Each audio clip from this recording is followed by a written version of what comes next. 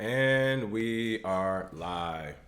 Good morning. Welcome back to Jump into Crypto, episode 494. Today is Wednesday, October 23rd. I'm King. And I'm Bitcoin Zay. Here to bridge the gap between cryptocurrency and the community, Monday through Friday at 10-ish. 10-ish. Today's top stories. U.S. Congress considers a draft bill claiming stablecoins are securities. Zuckerberg, Facebook would not launch Libra without U.S. approval. Germany warns of privacy token usage in money laundering and terrorism. And last but not least, Yale professor and Goldman Sachs veteran designed distributed ledger technology-based Facebook rival. But first, let's take a look at this Bloody Wednesday. Oh, yeah. So, today is definitely Bloody Wednesday. People going crazy, losing their mind. Because we've had a pretty big drop across the board. Bitcoin sitting at $7,485, down 9% today. Ethereum down 7.8% to $159. Ripple still somehow at 27 cents, but down 9%. Bcash at $207, down 10%. Litecoin, the biggest loser for today, is down 10.7% to $49. And EOS at $267 is down 10% as well. Yeah. So it's looking like a normal day in crypto as far as these percentage swings. It's crazy. Yeah. What's going on, Shannon Allen, Evan? What's going on? Tony Noli, Tessa Hall, Ryan Cooper, Valdez Granville said Roll Tide. There we go. Will. hello. Kevin Hodges. Roll Tide. Yes, everybody. That is right. The best time to buy is when there is blood in the streets. If you believe in the technology, I mean, this is what we talk about when we talk about the price point. Do you really think the Bitcoin and Bitcoin network has gotten better or worse in the last 3 to 4 weeks, right? Yeah. I mean, it continues to improve, continues to get better. So just a few weeks ago when the price was at, $10,000 to $12,000, maybe even, what was it? Almost a month now, actually, toward the beginning of October or whatever, September, at the end of September, before back launch. The price was at $10,000 to $12,000. Nothing has changed when it comes to the technology itself. The tech is still working. Network's still good. You can still move $1 billion for what, $3 or something? So all of that works, and this is what we mean by one Bitcoin equals one Bitcoin. You have to stop looking at the USD or the euro or whatever fiat currency price in accordance to it, because it's not Bitcoin that's changing or swaying. It's the actual dollar. You know, in this case, we're looking at Bitcoin's worth $7,464. Bitcoin, the technology, has not changed, people. It's only getting better every day. Yeah. That means the price of the dollar keeps changing every day. So it's something to think about when we talk about price. To some people, it looks crazy. You know, it's all red. The market's down, but the market's only down if you're looking at it in regards to, can I sell this Bitcoin and make fiat currency? Oh, yeah. If you're looking at it for Bitcoin, for the technology, you're still winning right now. It's all good. Stack sats. Right. What's going on, Tiffany from New York? All right, top story of the day. U.S. Congress considers a draft bill claiming stablecoins are securities. Wow. That's what you get. That is what you all get for you, you nice mid to senior level professionals coming from different industries trying to mitigate your risk. Oh, we want the government to do this. We want regulators to look after us in this way. This is what no they more do. ICOs. This is what they do. They was like, hey, we don't have to just take a piece of the pie.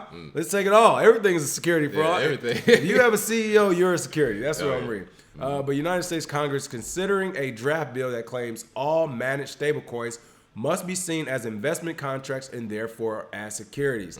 That is what you get. Yeah. Stop running to the law. Rich man's ICO. They aren't here for the people. They are here for the government and to make more money as corrupt government officials, okay? Never were they here. So, again, we're bringing this up because we're always talking about, again, a lot of these professionals from other industries coming over to crypto with money already, but they don't want to have any risk. So they say, well, we want regulators. This should be a law governing crypto. We should be dictated what this technology is for us. And as you see, sometimes when you're being dictated to, the government can just say, again, why would we just take a piece of the pie? We can take it all. What's going on in this story? Oh, yeah. So the U.S. representative for Texas, 29th Congressional District, Sylvan Garcia, introduced a draft bill to the House Financial Services Committee on October 18th. The draft bill is called Stablecoins Are Securities Act of 2019. So they didn't mince any words. They didn't go around the bush. They literally said stablecoins are securities. Oh, yeah. And they're seeking to regulate stablecoins under the Securities Act of 1933. Wow. Was there internet? Was there internet there? Exactly. They're pulling out a 100-year-old Securities Act to describe stablecoins, which, like we said before, as soon as you start saying, hey, you can earn a yearly APR off of stablecoins. Oh, yeah, you can earn interest over time. Oh, or people earning money? Yeah, or your stable coins could be worth more. You didn't pay me. Yeah, you didn't pay me. Special investigator. Oh, yeah. So it looks as though proposed bill is directed at Facebook's Libra, which is planned to launch in 2020. So, in my opinion, this is sort of putting the cart before the horse, saying, hey, if Libra does get approved, then we already have this Stablecoins on Securities Act. So anytime you release coins or anytime they're pushed out to the market, let us get our cut, and then you can go on from there, because if they can't stop Libra, they will make some money off of it. I can tell you that right now. So they're in court right now talking to your boy Zuck, trying to decide whether or not they're going to let it happen. But in my opinion, it's going to get through if, they keep just talking about it. He'll just develop it and just push it out. And then they won't have anything to do except bring up the Stablecoins or Securities Act of 2019. This is crazy. Act under the Securities Act of 1933. To me, this is just madness that there are adults, especially billionaire adults like Mark Zuckerberg. And granted, he might just be saying things for the public, but behind the scenes, like, we're going to do what we're going to do. But you have billionaires out there who are being told what to do and how to do it from paperwork from 1933. That's crazy. Like, really? That's crazy. You want to know what other paperwork was around 1933? Exactly. Like, hey, people of color, women, none of you all got anything, right? None of us got anything. So you wouldn't be able to right, there's no voting, there's nothing. So we're going off of stuff made in 1933, and just bow down and kowtow into it. So to me, that's already that's just crazy to me. I mean, I really don't understand that. Like, we're going off a piece of paper from 100 years ago, where black people didn't even count, and women, you can't vote. Like, no one else has. So why are we still using it? Why are we even still using that? That's the crazy thing. But again, I'm happy to see it though. This was done, as you said, for Libra to go ahead and jump on it early. But of course, it's going to affect the entire stablecoin market and some of the crypto market in general. But I'm happy to see this, because finally, hopefully, some of these people who are late 40s, mid 50s, 60s, whatever, they're coming from these other industries with money, who keep saying, well, we need more regulators. We need more government. Before I jump in. Or even some of the younger ones, Gemini twins, they're in their 30s, but they said the same thing. We need regulation in the crypto market. Well, guess what? Doesn't Gemini have a stable coin? It's now a security. Now it's a security. Now it's about to be security. So thank you. These were all the people who were basically promoting and what's the word I'm looking for? They were cheering for the government to come in. They were cheering for regulation to come in. And it's literally about just bite them in the ass overnight. Yeah. Get what you asked for. Again, this is why we said to keep government out, because again, this is only a few years of government being actively involved. They're on 20-year plan. Right, it's only a few months. With Libra. Our government is on a 20-year plan for things. They're on 50-year plans. They're on 100-year plans. So if they're saying in 2019 there's going to be this Stablecoins or Securities Act in 2019, could you imagine how much power they would have over the crypto market and stablecoins, say in 20 years from now, 2039? Okay, still using acts from 1933 because everyone is too scared to boss up on this invisible enemy out there somewhere. I don't know. Stablecoins wasn't even a word in the lexicon until 2 years ago. So all of a sudden it's like, now we're gonna regulate it, and that's what they get. You shouldn't ask for it. This is what they do. For stuff like this, like, again, if I was a billionaire, I would be like, all right, where is this piece of paper coming from? Like, who is the person in charge of this piece of paper that's going to enforce it? I'm going to go find them and slap the hell out of them, all right? Like, it makes no sense. Exactly. It just makes no sense. The SEC? Ugh. It's crazy. Ty City 87, thank you for the tip. Says exactly why Tether isn't saving Bitcoin right now. I mean, great point. If they are securities, wow. We might see a big dip in the market if Tether turns into security, people. I mean, we can go from 7,500 to 2,500 overnight. Money. Right. Yeah. They got China has invested in that. Good luck. But that's the thing. The SEC is claiming domain over all coins across the globe. Across the globe. Yeah. Gang. Oh, this is hilarious. They was like, we own the ones here and overseas, but you don't control any of it. Yeah. But we have a big military. Oh yeah. So let's see. Of course, Shannon was saying they just print a crap load of US dollars. Gervais Wright was like, these people, LOL, speaking about Congress. It's crazy, man. Yeah. Fiat currency has lost 99% of its value. That's a security, technically, if you're talking about the value of the dollar over time, if they're trying to say it's something similar. But, of course, you can print it out. that's not a security. But if you come up with a stable coin, yep, it is. Gervais Wright says, happening. I still want to know, can computer code fall under the First Amendment? I mean, again, it's one of those things to me, when you're talking about amendments, you're talking about all this other stuff. Look, if I swing $1 billion computer software ideal or something, there is no one or no piece of paper stopping me, period. Unless, like, I'd rather be dead, honestly. Yeah. Because, again, this is trash. To even have to argue, does software fall under the First Amendment? To even have to argue that. What are we even talking about? Right, what are we talking about? Yeah. And what are the consequences of this? Again, the consequences are we either throw you in jail, or if you don't want to go to jail, we'll just kill you. What are we talking about right now? Like, trash choices right there. What are we talking about right now? This is madness. Oh, yeah. All right. PFC Will's going on Track. Shout out to Track. Saw the video yesterday on Twitter. He was telling people, hey, you got to know your brand. People got to keep it real 24/7. But he said, take the USD or get the D. Exactly.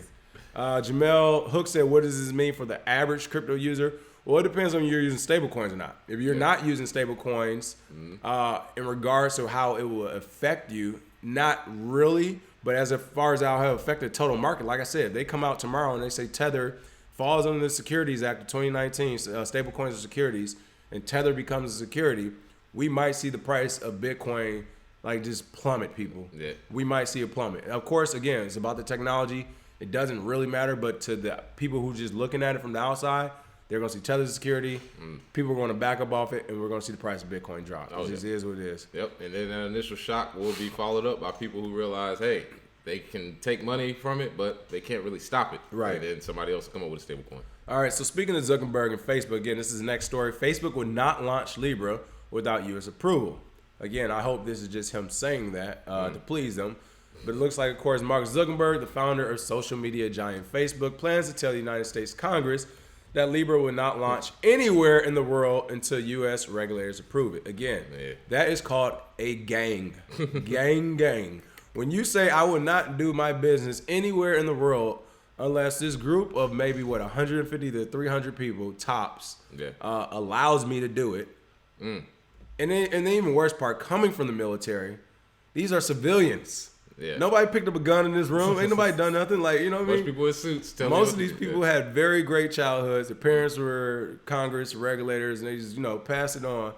But this is a room of people telling a billionaire, a self-made billionaire, or he's telling them we won't launch until you guys approve it. Again, this is madness to me. Oh, my goodness. But according to Zuckerberg's prepared remarks released on October 22nd in advance of the planned hearings before the U.S. House of Financial Services Committee today, of course, the Facebook CEO wants to assuage regulatory concerns over the launch of the coming stablecoin. He said, quote, Facebook will not be part of launching the Libra payment system anywhere in the world until U.S. regulators approve.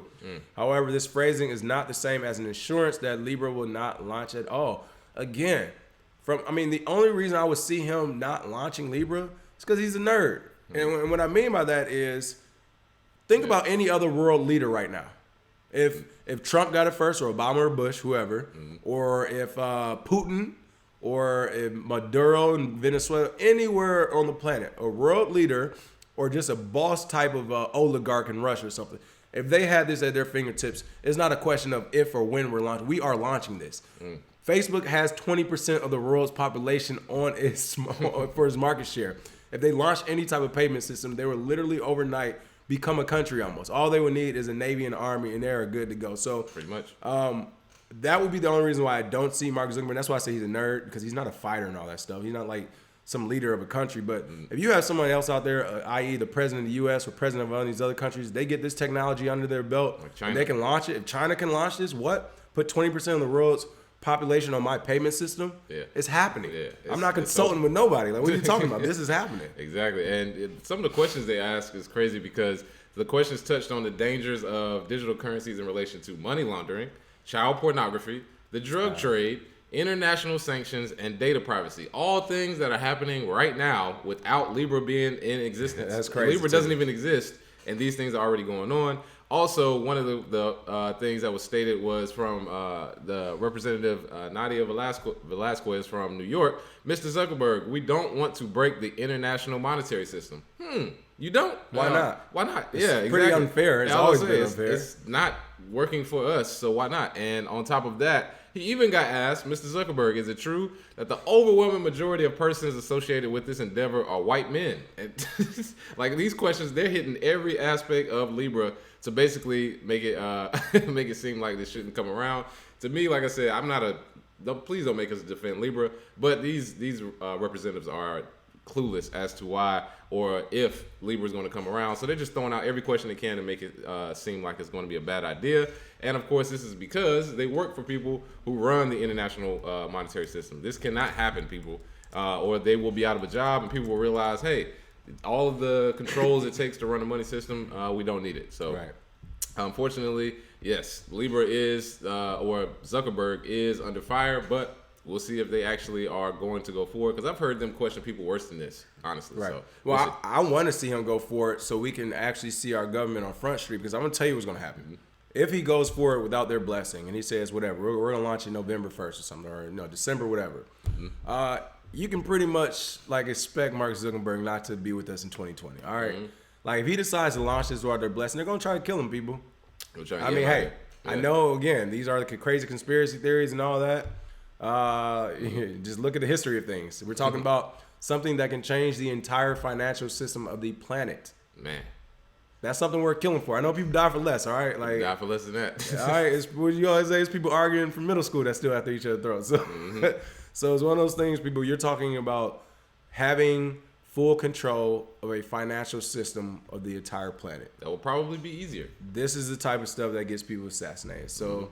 Again, I get it. He's not going that route where he's just like, we're going to launch this thing. I got my own team, blah, blah, blah. I would suggest that. But, hey, I can't wait to see how this turns out in general. I mean, I really can't wait to turn. Yeah.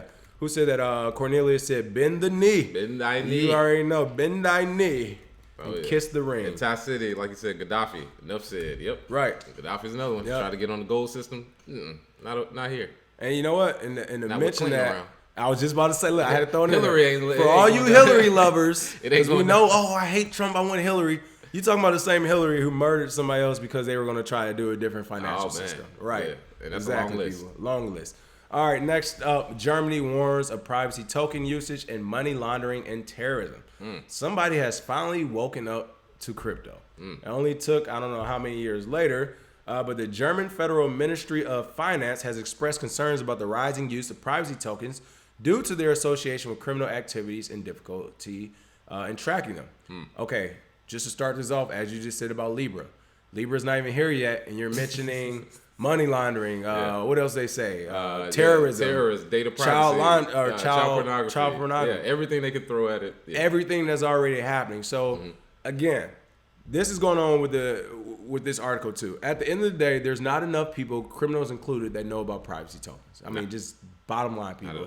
Not enough people know about it. So it is not some type of big criminal thing. Now, this is something I will say, once people find out about it, it probably will switch over there. But you know who else is going to use it? Not just the child pornographers, not just the terrorists and all that. Our own government is actually going to use it, people. Yeah. Once they find out they can switch around money and take campaign donations from a privacy coin that no one can track, you better believe there will be someone running from some position in some government office that will be receiving privacy coins. So no more Cayman Islands. Right. And another thing about, we just talk about Libra, we talk about the stablecoins and all this other stuff.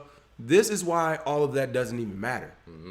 This is why we say the government literally has no clue what they're talking about. Because while they're talking about stablecoins from the 1933 Securities Act, or they're talking about Libra that's not even here yet, or Bitcoin, or whatever ICO they're going after next, they haven't even mentioned privacy coins. Yeah.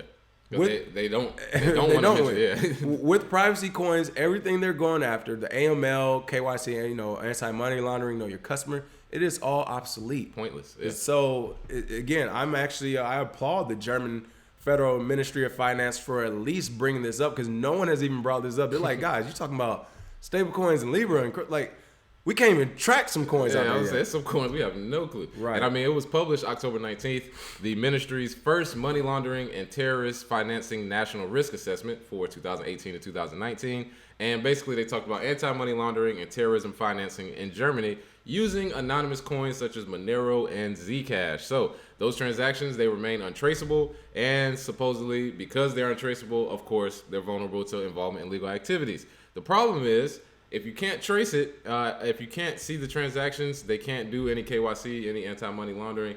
The problem on top of that is if they can't trace it, they don't want anybody to know, because it's at a certain point, if governments keep coming out and saying, well, privacy coins, don't use them because we can't trace them, people will be like, hold on, what? You can't trace them? Oh, well, I'm definitely going to use it now. It's sort of like in the 20s when they said alcohol was illegal, and they were like, oh, yeah, you can't drink it. It's like, oh, I'm definitely drinking alcohol now. So anytime you have prohibition, it doesn't work. And with privacy coins, looks like the same thing is coming, even though, like we've stated before, millions and billions of people have no clue what a privacy coin is yet. But right now, they're trying to put the cart before the horse, come out with this stuff just so they can approach it before people realize there are coins that you can stay anonymous. I'm glad you mentioned that, the whole prohibition, the alcohol. Like, do you realize people used to get arrested for having alcohol? Yeah. You had to sneak in the back room and drink it. And now we got Bud Light commercials. Right. So, again, that's my whole thing. It's not about anti-law or anti-government.